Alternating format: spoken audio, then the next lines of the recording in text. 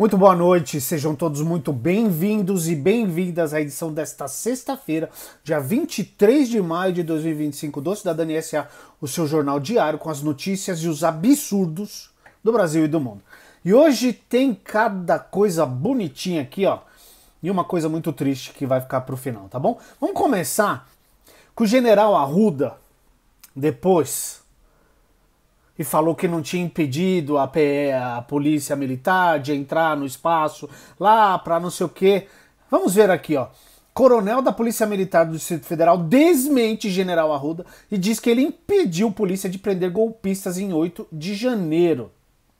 A coronel Cíntia Queiroz, em entrevista ao ICL, da Polícia Militar do Distrito Federal, contradisse diretamente o depoimento prestado pelo general Júlio César de Arruda ao Supremo Tribunal Federal sobre os acontecimentos na noite de 8 de janeiro de 2023.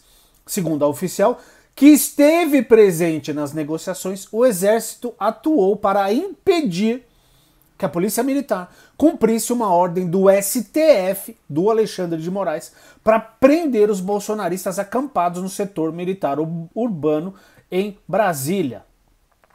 A coronel narra ainda que durante a dispersão de manifestantes na esplanada, o comandante da Polícia Militar do Distrito Federal, o coronel Fábio Augusto, foi questionado pelo general Gustavo Dutra se a corporação iria ao acampamento cumprir mandado de prisão.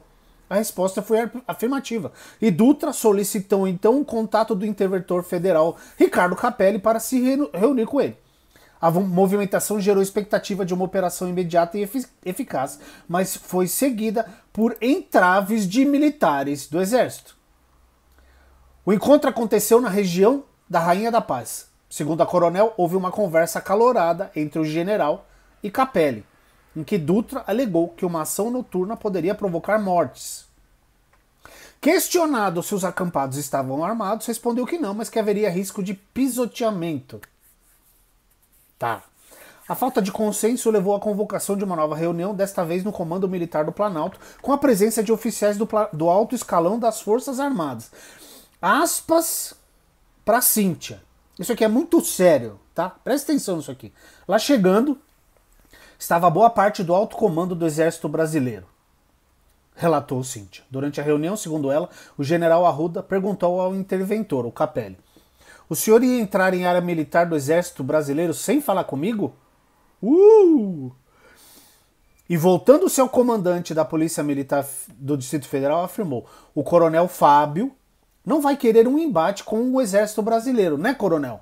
Ao que Fábio respondeu: "Espero que não, mas se a ordem for dada..."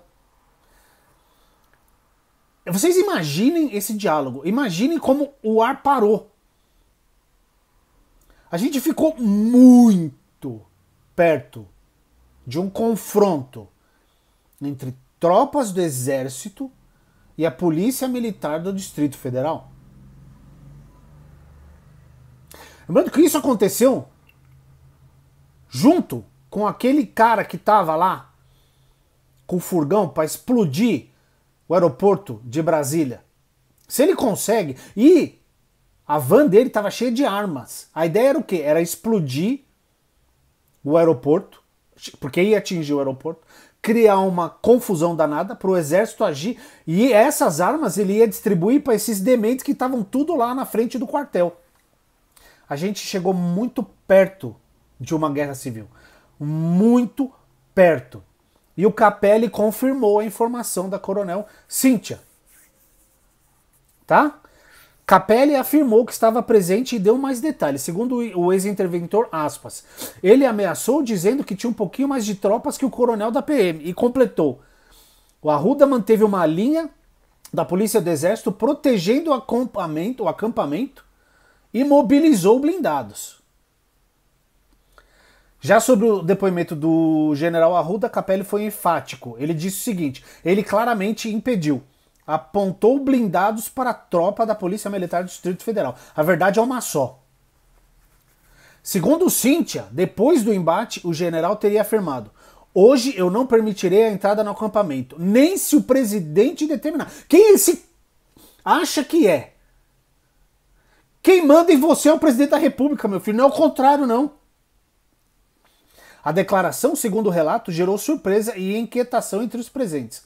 Na sequência, como a gente já tinha dito ontem, os ministros Flávio Dino, que à época era ministro da Justiça, o José Múcio, da Defesa, e o Rui Costa, da Casa Civil, chegaram ao local e teve a reunião que foi acordado que as prisões iam acontecer na manhã do dia seguinte. No depoimento dele, o Arruda diz que não impediu nada. Vocês lembram? O depoimento dele foi ontem. Foi ontem. Tá bom? Então, mentiu. Ele, na verdade, ele não disse que ele não falou, ele disse que não se lembrava. Eu não me lembro disso. Cara. E assim, esses depoimentos estão virando um circo por causa das testemunhas. Olha o que o Moraes teve que fazer hoje com o tal do Aldo Rebelo. Ele ameaçou prender o Aldo Rebelo por desacato. Esse cara, ele foi ministro da Defesa da Dilma. Ele era do PCdoB, do Partido Comunista do Brasil. Hoje ele é um bolsonarista e se fala até dele compor a chapa do bolsonarismo na eleição do ano que vem. Olha o nível desse infeliz. Vamos lá. Então o Alexandre ameaçou prender o Aldo Rebelo por desacato durante o depoimento do ex-ministro da Defesa como testemunha do processo pela trama golpista. Aspas para Alexandre. Se o senhor não se comportar, vai ser preso por desacato. Disse ele depois de pedir que Aldo fosse objetivo nas perguntas e o ex-ministro afirmasse que não admito censura, estou me comportando. Porque ele quis discutir uma questão do português, da língua portuguesa. Aqui, ó. O imbróglio surgiu após Aldo fazer comentários sobre a língua portuguesa para questionar a intenção, porque ele foi lá como testemunha de defesa do Garnier, o ex-chefe da Marinha, que é outro, né? E aí, ele teria colocado tropas à disposição do ex-presidente. Ele falou lá que estava à disposição dele, que ele estava do lado do Bolsonaro, o Garnier, né? Todo mundo sabe disso, mas tudo bem. Aspas pro Rebelo. Ele falou o seguinte: na língua portuguesa, nós conhecemos aquilo que se usa muitas vezes como uma força de expressão. Ela nunca pode ser tomada literalmente. Quando alguém diz que está frito, não significa que esteja dentro da frigideira, ou que está apertado. Não significa que esteja sendo submetido a um tipo de pressão literal, disse Aldo. O ex-ministro disse que, com essa premissa, não se poderia concluir que a suposta fala de Garnier sobre dar apoio armado aos planos para manter Bolsonaro no poder não poderia ser entendida de forma literal. Aqui o Alexandre perguntou, mas você estava lá na reunião? Ele falou não. Então ele falou assim, se atenha aos fatos, as coisas que você viu. Aí o Aldo respondeu o seguinte: a minha apreciação da língua portuguesa é minha e não admito censura. Aí o Alexandre mandou: se você não se comportar, você vai ser preso por desacato. Onde já se viu uma testemunha afrontar um juiz? Não importa quem é a testemunha e não importa quem é o juiz, tá certo? Um processo desse é importantíssimo. O Mourão foi lá também. O Mourão tentou botar a culpa do 8 de janeiro no Lula. Tomou uma ensaboada também do Alexandre. O Alexandre é muito sério, muito correto. É a única coisa de bom que o Temer fez foi ter indicado o Alexandre de Moraes. E assim, muita gente fala do Alexandre. O Alexandre é da direita. A única coisa que ele faz lá é o trabalho dele corretamente. É isso que ele faz. Ele está fazendo o trabalho dele direito. Só isso. Entendeu? Ele não é da esquerda, nunca foi da esquerda, nunca chegou nem perto de ser da esquerda o Alexandre de Moraes. Tá bom? Olha aqui, essa daqui é para lascar, hein? JBS é autuada por trabalho escravo na produção de frangos no Rio Grande do Sul. Eu sempre trago aqui, desde o ano passado, essa questão de trabalho escravo, tem um monte de coisa. Hoje saiu mais uma da Daniela Penha, da Repórter Brasil. Tá bom? A matéria é dela. A JBS Aves, do grupo JBS, foi responsabilizada pelo Ministério do Trabalho e Emprego por submeter 10 pessoas a condições análogas à escravidão no Rio Grande do Sul. Os resgatados trabalhavam na coleta de frangos em granjas fornecedoras da empresa. Segundo os auditores fiscais, o grupo tinha jornadas de até 16 horas diárias e comia frangos descartados por estarem fora do padrão da JBS. Então come o resto aí. O que a gente não vendeu, o resto vocês comem. Mano, que absurdo. Alguns dos trabalhadores, segundo a fiscalização, chegaram a buscar ajuda hospitalar com sintomas de esgotamento físico. Porra, claro, trabalha 10 horas por 16 horas por dia. E come frango, que é resto. Cara. Segundo a lei, submeter trabalhadores a jornadas exaustivas que geram riscos à saúde ou mesmo à vida é um dos elementos que caracteriza o emprego de mão de obra análoga à escravidão.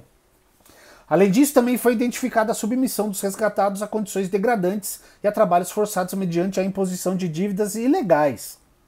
O Ministério do Trabalho, afirma que as despesas de transporte e alimentação do grupo, desde seus municípios de origem até o local de trabalho, eram ilegalmente convertidas em dívidas, a serem abatidas dos seus ganhos de... Ou seja, os caras estavam trabalhando de graça. Eles estavam pagando para trabalhar. A prática era usada para manter os trabalhadores o maior tempo possível ao serviço do contratante. Claro, você segura o cara. Cara, é um absurdo. O resgate ocorreu em dezembro de 24, mas a responsabilização direta da JBS Aves pelo caso só foi formalizada em abril deste ano. Cara, nós estamos ferrados, né? Eu vou falar o que disso aqui, cara? É um absurdo, não se tem... Em que ponto a gente chegou nessa sociedade que as pessoas não se preocupam umas com as outras, cara? Em que ponto que a gente chegou nisso?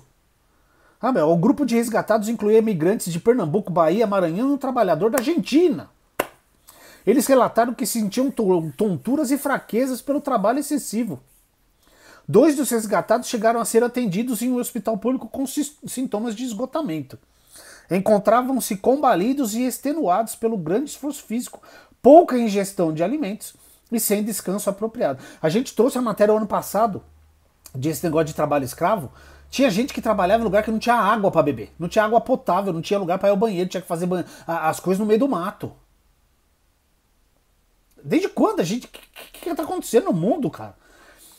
A maioria dos trabalhadores foi mantida na informalidade durante parte do período em que prestaram serviços à MRJ, que era quem fazia a contratação dos caras, tá? Antes de terem seu contrato de trabalho formalizado, segundo o Ministério do Trabalho, recebiam por diárias que variavam de 130 a 150 reais. Se não aguentassem transportar uma das cargas durante a jornada, eles deixavam de receber por todo o dia de trabalho. Você entendeu? Se não conseguir transportar uma das cargas durante a jornada, eles não recebiam pelo dia inteiro. Cara, a matéria tá aqui, tá? Como sempre, a matéria tá na descrição do vídeo. Leiam. Agora, olha o querido prefeito da minha querida cidade de São Paulo. A Justiça manda a Prefeitura de São Paulo trocar nomes de 11 endereços ligados à ditadura. Reportagem da Giovana Quebian, da Folha. A Justiça de São Paulo determinou que a Prefeitura da cidade apresente em até 60 dias um cronograma para alterar os nomes de endereços que homenageiam militares e figuras ligadas à repressão durante a ditadura militar. O prefeito recorreu da decisão. O cretino do Nunes, o inepto, o incompetente do Nunes, vai recorrer da decisão. Porque ele acha que os caras da ditadura têm que ser homenageados. Mas que miserável. O juiz Luiz Manuel de Fonseca Pires, da Terceira Vara da Fazenda Pública, aceitou a ação civil pública movida pelo Instituto Vladimir Herzog, que foi um dos que foi morto, né, pela ditadura, em conjunto com a Defensoria Pública da União, segunda-feira, dia 19. Taratata. Cara, ele recorreu, cara. Então, assim, eu não sei pra onde a gente tá indo, sério mesmo. Cara, os 11 endereços: crematório Dr. Jaime Augusto Lopes, meu nome, da Zona Leste. Centro Desportivo Caveirinha, na Zona Sul. Avenida Presidente Castelo Branco, a Marginal Tietê. Ponte das Bandeiras, o Senador Romeu Tuma, Zona Norte. Rua Alberi Vieira dos Santos, Rua Dr. Mário Santalúcia, Praça Augusto Rademacher Grunewald, Rua Délio Jardim de Matos, Avenida General Enio Pimentel da Silveira, Rua Dr. Otávio Gonçalves Moreira Júnior e Rua 31 de Março. Deviam mudar também o nome das cidades, né? Porque aqui no interior de São Paulo tá cheio desses presidentes ditadores. É Presidente Bernardes, Presidente Prudente, Presidente Epitácio, tem mais um lá, eu nunca lembro. Daquela região ali de Presidente Prudente. Cara, olha, Também tá aqui a matéria na descrição do vídeo, tá bom? Falar do Trump rapidinho, Sifo.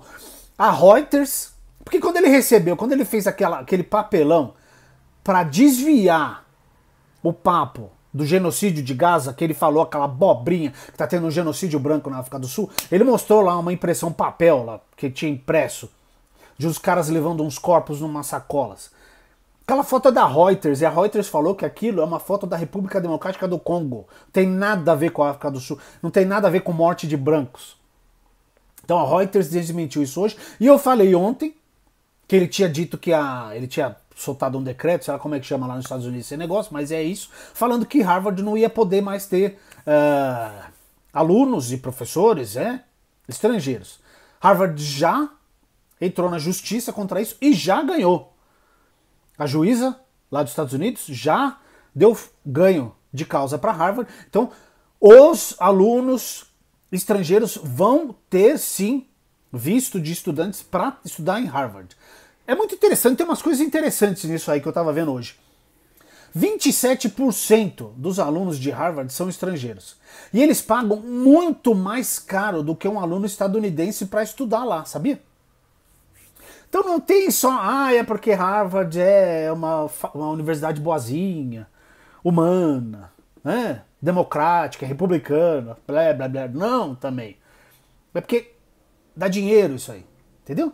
Dá dinheiro. 27% dos alunos é de estrangeiros e eles pagam mais caro do que os estadunidenses. Aquela frase que eu odeio, não tem almoço grátis? É exatamente isso. E uma notícia muito triste, Sebastião Salgado morreu hoje, né? Grande fotógrafo, e além de ser um grande, todo mundo sabe, se você não conhece o Sebastião Salgado, vá procurar, porque ele tem fotos incríveis, em preto e branco, assim, é uma coisa linda o trabalho dele. Mas era uma pessoa preocupada com o meio ambiente. Na semana que a gente tem o PL da devastação sendo aprovado no Senado, a gente perder uma figura como o Sebastião Salgado é um golpe muito duro, né? Ele morreu hoje em Paris, aos 81 anos. Ele enfrentava problemas de saúde decorrentes de uma malária, vai vendo, que adquiriu nos anos 90 na Indonésia, se eu não estiver enganado. Ele tem uma história fantástica. Tem aqui as fotos dele em Serra Pelada, na Amazônia, ele fez um monte de coisa, visitou mais de 100 países e tal. E ele comprou lá uma fazenda que estava toda desmatada, não tinha mais nada tal. E ele e a esposa plantaram mais de 2 milhões de árvores, assim, ele reflorestou a fazenda toda. Tem foto disso na internet.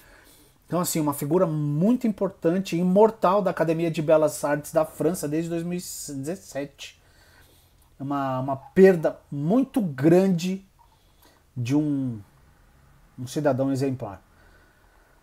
E é isso. Com essa nota triste aqui no fim, eu termino a edição desta sexta, dia 23 de maio de 2025, do Cidadania S.A. Quem curtiu, quem assistiu até aqui, gostou, se inscreva, curta o vídeo, envia para os amigos, se inscreva aqui no canal. Vamos, sei lá, debater o mundo um pouco. Um abraço, bom fim de semana para todo mundo, até segunda.